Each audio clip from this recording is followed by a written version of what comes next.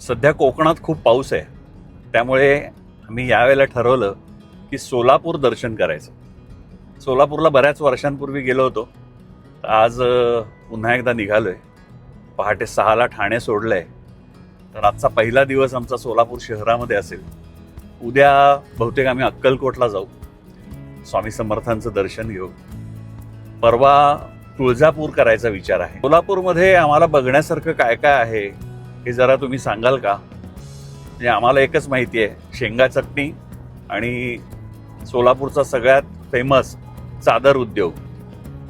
ह्या दोन्ही व्यतिरिक्त एक सोलापूरचं जे ग्रामदैवत आहे, जे तलावातलं मंदिर आहे, ते बघणार आहे. त्याचबरोबर भुईकोट किल्ल्याला जायचा विचार आहे. पण हे 4 स्पॉट सोडले तर सोलापूरमध्ये आणखी बघण्यासारखं काय आहे, तर कृपया कॉमेंटमध्ये लिहा. ते आम्ही बघायचा नक्की प्रयत्न करू.